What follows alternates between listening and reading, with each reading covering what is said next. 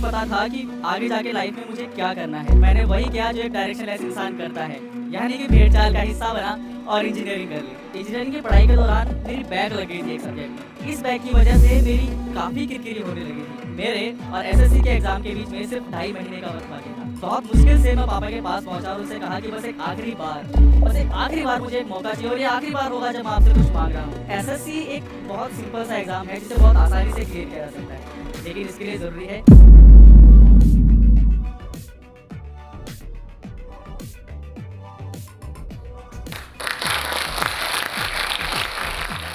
दोस्तों। एसएससी एक ऐसा एग्जाम है जिसकी तैयारी लोग सालों साल करते हैं। हर साल इस एग्जाम में लगभग 5 से 6 लाख लोग बैठते हैं और ये नंबर हर साल बढ़ता ही जा रहा है। किसी साल 8 लाख तो किसी साल 10 लाख।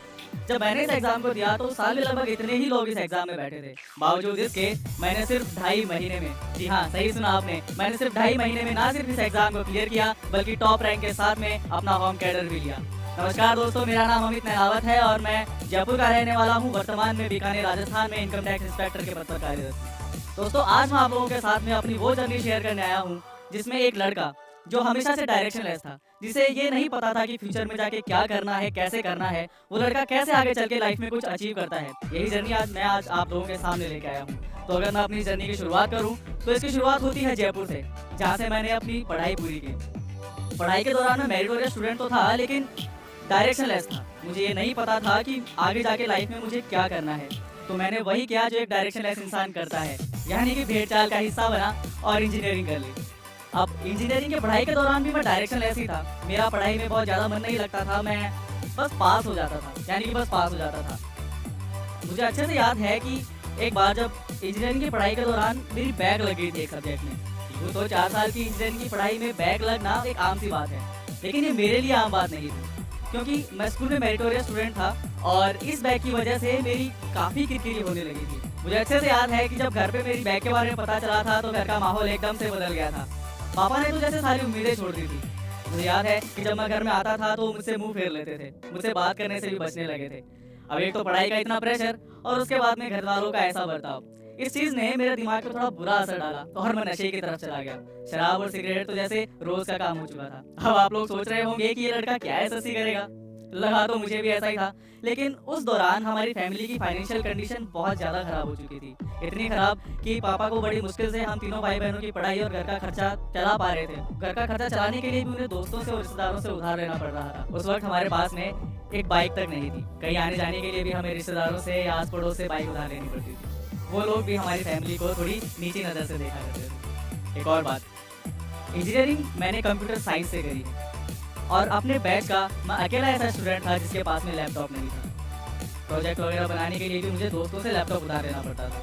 इन सब से मुझे बहुत छोटा फील होता था और यहीं से मेरे ज़िंदगी में एक जुनून आया कि कुछ भी हो मुझे अपनी फैमिली और खुद की लाइफ को बदल के रखना है।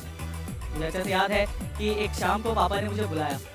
कुछ देर तो वो शांत खड़े रहे, मैं भी उनके सामने गर्दन झुकाए उनकी पैरों की तरफ देखता हुआ शांत खड़ा रहा। कुछ देर बाद उन्होंने मुझसे कहा कि देख तुझे पता है कि कितनी मुश्किल से तुम तीनों भाई बहनों की पढ़ाई और इस घर का खर्च मैं चला रहा हूँ, और उसके बावजूद भी, ये सब कुछ पता होने के बाद भी और इतना टैलेंट होने के बाद भी तू खुद को बर्बाद कर रहा है। उस वक्त मुझे ऐसा लगा जैसे मेरा आने वाला कल मेरे सामने आके मुझसे सवाल कर रहा हो कि आखिर कब तक ऐसा ही चलता रहेगा। मुझे अच्छे से याद है कि हमारी फाइनेंशियल कंडीशन इस कदर खराब हो चुकी थी कि मुझे पॉकेट मनी के नाम पर डेली के 10 रुपए मिला करते थे, जिनमें 5 रुपए कॉलेज जाने का किराया होता था और 5 रुपए कॉलेज से वापस आने का किराया होता था। 5 रुपए की चाय पीने के लिए भी मुझे दोस्तों से कई बार उधार लेना पड़ता। खैर अब इन बातों की मैं शिकायत नहीं करता था क्योंकि मैं चीज़ों को समझने लगा था। अब मेरे दिल में बस एक ख्याल था कि कैसे भी हो इस सिचुएशन को मुझे चेंज करना है।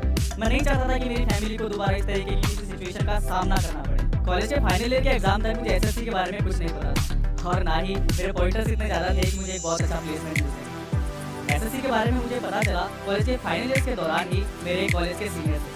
उन्होंने मुझे बताया कि किस तरह इस एग्जाम के थ्रू आप इनकम टैक्स में इंस्पेक्टर बन सकते हैं। बस तब से दिमाग में एक ही जुनून था कि बस इनकम टैक्स में इंस्पेक्टर बनना है और वहाँ से एक डायरेक्शनलेस लड़के को एक डायरेक्टर मिला। कॉलेज के फाइनल ईयर के एग्जाम हो चुके थे और मेरे और एसएससी के एग्जाम के बीच में सिर्फ 2.5 महीने का वक्त बाकी। ये सब कुछ बहुत इम्पॉसिबल सा लग रहा था।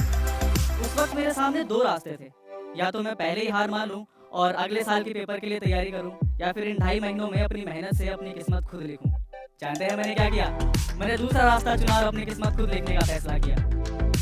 बहुत मुश्किल से मैं पापा के पास पहुंचा और उनसे कहा कि बस एक आखिरी बार मुझे एक मौका चाहिए और ये आखिरी बार होगा जब मैं आपसे कुछ मांग रहा हूँ। पापा ने भी मुझे कोशिश की चीज़ देने की, भरोसा किया। अब जाहिर सी बात है कि वक्त बहुत कम था, तो मुझे ये पता करना था कि मैं इस एग्ज़ाम में कहाँ स्टैंड करता हूँ। इसके लिए मैंने मॉक टेस्ट किया। दोस्तों यही बात मैं आप लोगों से भी कहना चाहूँगा कि आप जिस भी एग्ज़ाम की तैयारी कर रहे हैं उससे पहले आप मॉक टेस्ट जरूर लीजिए। मॉक टेस्ट से क्या होता है कि आपको अपनी औकात का पता चलता है, मतलब आपको पता चलता है कि आप इस एग्ज़ाम के तालाब में कहाँ पे कितने पानी में। मैंने भी एसएससी की तैयारी से पहले मॉक टेस्ट किया। जब रिजल्ट आया तो मेरा नाम लिस्ट में नीचे से 7वें नंबर पे था, लेकिन उससे मुझे ये पता चला कि इन सब लोगों के बीच में मुझे कितनी मेहनत करनी। तो अब शुरू हुई एसएससी की पढ़ाई।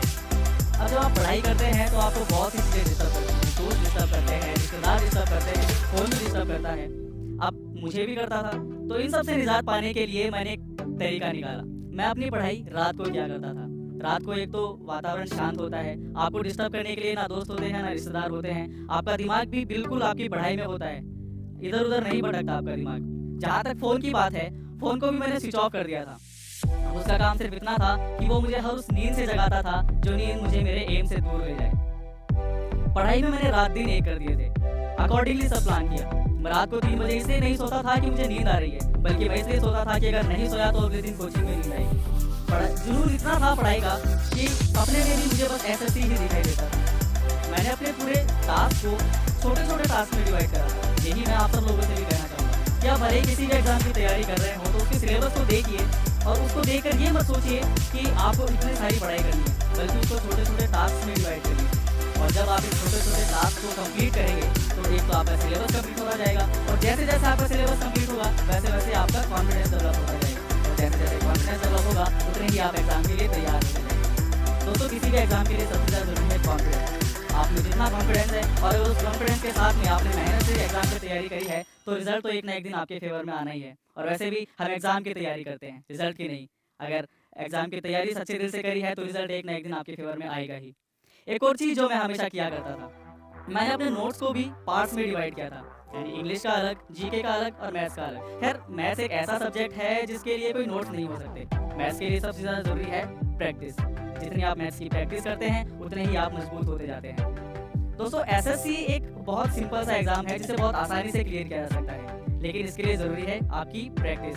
दोस्तों हर साल लाखों लोग इस एग्जाम में बैठते हैं, उनमें से बहुत से ऐसे लोग होते हैं जो उस पेपर को पूरा सॉल्व कर सकते हैं, लेकिन सिलेक्शन सिर्फ उन्हीं लोगों का होता है जो कम से कम समय में ज़्यादा से ज़्यादा सही सवालों का जवाब दे सके। दोस्तों जीके का सिलेबस हर साल चेंज होता है, इंग्लिश के सवाल भी लगभग हर साल चेंज हो ही जाते हैं, लेकिन मैथ्स एक ऐसा सब्जेक्ट है जिसके सवाल भले ही चेंज हो जाए लेकिन बेसिक कंसेप्ट वही रहता है। मैं उसी की हमेशा से तैयारी किया करता था। मैंने अपने बेसिक कॉन्सेप्ट को एकदम क्लियर रखा था, जैसे 11 का स्क्वायर 121, 21 का स्क्वायर 441।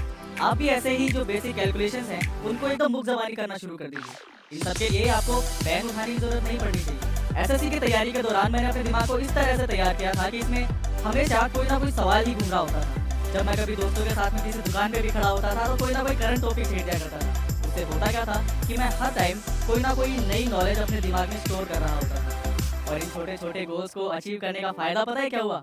वो लड़का जो हमेशा से डायरेक्शन था, जिसे ये नहीं पता था कि लाइफ में आगे जाके क्या और कैसे करना है, उस लड़के ने सिर्फ 2.5 महीने की तैयारी में अपने पहले ही अटेम्प्ट में एसएससी का एग्जाम क्लियर कर लिया। और इतना ही नहीं, मैं उन चुनिंदा लोगों में शामिल था जिसे अपना होम कैडर भी मिला। दोस्तों आज मैं बीकानेर राजस्थान में इनकम टैक्स इंस्पेक्टर के पद पर कार्यरत हूँ।